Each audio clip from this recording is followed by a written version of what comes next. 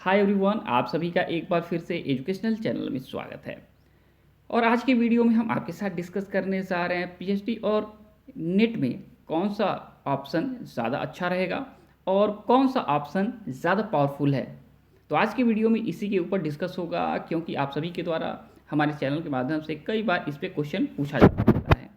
आप सभी को ऑलरेडी पता हो गया होगा कि यूजीसी का एक न्यू देखा जाए नोटिफिकेशन आउट हुआ और नोटिफिकेशन में कहा गया कि पीएचडी करने के लिए अब नेट अनिवार्य हो गया है।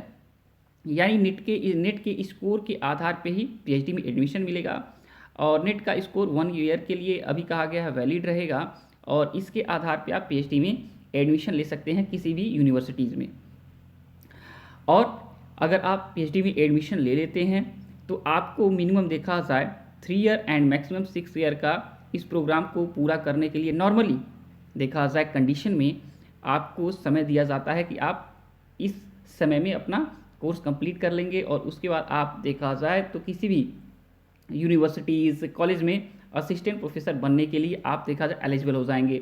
साथ में देखा जाए पीएचडी अगर आप होते हैं और अनुभव आपका हो जाता है, देखा जाए 10 साल 15 साल जब पूरा हो जाता है, तो आप किसी कॉलेज का प्रिंसिपल भी बनने के लिए एलिजिबल हो जाते हैं। साथ में देखा जाए अगर खुद का डिग्री कॉलेज खोलना हो तो भी आपका ये जो पीएचडी है ये आपको देखा जाए तो सपोर्ट करता है। ठीक है, तो ये रहा पीएचडी के देखा जाए बारे में थोड़ा सा इन्फॉर्मेशन। और साथ में आपको बता दें कि पीएचडी का एपीआई स्कोर जो होता है वो 25 से लेकर 30 तक पहुंच जाता है। एपीआई देखा जाए तो आपका एकेडमिक परफॉर्मेंस का जो देखा जाए वेटेज है, तो पीएचडी के लिए 25 से 30 तक देखा जाए वेटेज दिया जाता है।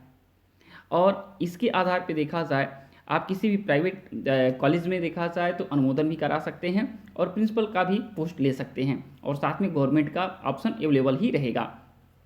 अब चलते हैं, बात करते हैं नेट के एग्ज़ाम पे। तो आपको पता होगा कि नेट का एग्ज़ाम जो होता है वो होता है आपका देखा जाए मास्टर कंप्लीट होने के बाद या मास्टर अपियरिंग में हो तो आप नेट का एग्ज़ाम दे सकते हैं। और नेट का एग्ज़ाम ईयर में देखा जाए 2 टाइम एनटीए कंडक्ट कराता है। और इस एग्ज़ाम को क्वालिफाई करने वाले लोग किसी भी इंडियन यूनिवर्सिटीज़ में कॉलेज में असिस्टेंट प्रोफेसर बनने के लिए एलिजिबल हो जाते हैं। तो यहाँ पे देखा जाए कोई आपसे टाइम नहीं लिया जाता है कि भाई इतना वर्ष आपको नेट में देना ही पड़ेगा। इसमें देखा जाए तो आप तैयारी करते हैं और तैयारी करने के उपरांत आप एग्ज़ाम देके देखा जाए नेट क्वालिफाई कर लेते हैं।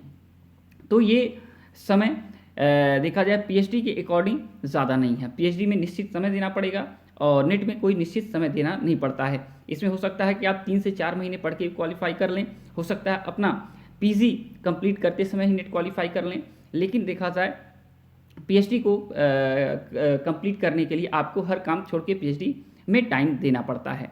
अब बात किया जाए नेट के एपीआई स्कोर के बारे में, तो नेट का जो एपीआई है वो 8 है।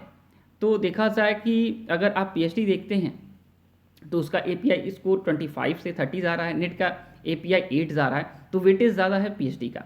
और पीएचडी आपको प्रिंसिपल से लेके देखा जाए अपना खुद का डिग्री कॉलेज ओपन करने में सपोर्ट करता है। लेकिन यहाँ पे नेट का अगर कहा जाए, नेट का क्वालिफाई करने के बाद आपको असिस्टेंट प्रोफेसर के लिए एलिजिबल कर देता है। साथ में किसी प्राइवेट डिग्री कॉलेज में आप अप्रूवल भी करा सकते हैं।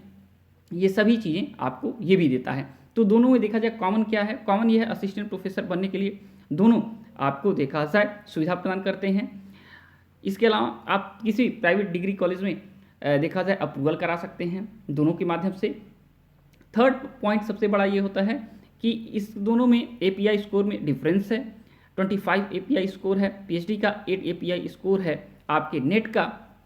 और नेट के माध्यम से असिस्टेंट प्रोफेसर तो होते हैं, लेकिन अगर किसी कॉलेज में प्रिंसिपल का पोस्ट आपको लेना है तो ये नहीं नेट के माध्यम से ऑनली मिल पाएगा।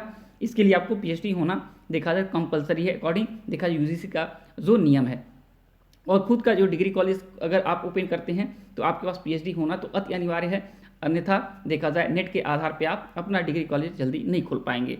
ये सब चीज़ें देखा जाए एक दूसरे से डिफरेंस है, लेकिन दोनों में कॉमन है। असिस्टेंट प्रोफेसर के लिए दोनों देखा जाए महत्वपूर्ण है। और लेकिन अगर आप देखेंगे कि पावरफुल कौन है, तो पावरफुल आपका पीएचडी है। ये बिल्कुल कहने में कोई शक नहीं है कि पीएचडी ज़्यादा पावरफुल है अकॉर्डिंग नेट से। ठीक है, लेकिन अगर आपके पास टाइम नहीं है, आपके पास समय नहीं है ज़्यादा, आपके पास देखा जाए रिसोर्स नहीं है तो आप नेट जल्दी कर सकते हैं। लेकिन अगर आपको कॉन्फिडेंस है कि अगर हम पीएचडी कर सकते हैं, हमारे पास टाइम है, रिसोर्स है, तो आप पीएचडी करिए। आपके पास बहुत सारे फेलोशिप भी मिल जाते हैं और इसके अकॉर्डिंग आप पीएचडी कंप्लीट कर सकते हैं। और पीएचडी करते समय आप नीट का एग्जाम देके नीट का एग्जाम भी क्वालिफाई कर सकते हैं। अगर दोनों आपके पास हो गया तो वही ये सबसे बेजोड़ रहेगा, क्योंकि पीएचडी और नीट होता है तो आपको इन फ्यूचर देखा जाए तो प्रोफेसर से असिस्टेंट प्रोफेसर से प्रोफेसर का रास्ता आसान हो जाता है। ठीक है, ये चीज़ें आपके लिए इंपॉर्टेंट थी आज की वीडियो में। इससे जुड़ा कोई भी क्वेश्चन आपको एक्स्ट्रा पूछना है पूछ सकते हैं। तो विकल्प हम नहीं कहेंगे कि एक ही कोई अच्छा है, विकल्प देखा जाए तो पीएचडी ज़्यादा बेहतर है और साथ में अगर नेट हो जाए तो और भी बेहतर है। ओके, तो नेट भी अगर आप चाहें तो कर सकते हैं, लेकिन पीएचडी के साथ अगर नेट करेंगे तो और भी बढ़िया रहेगा। ओके, तो thanks for watching educational channel और आप सभी का दिन बहुत बहुत शुभ हो।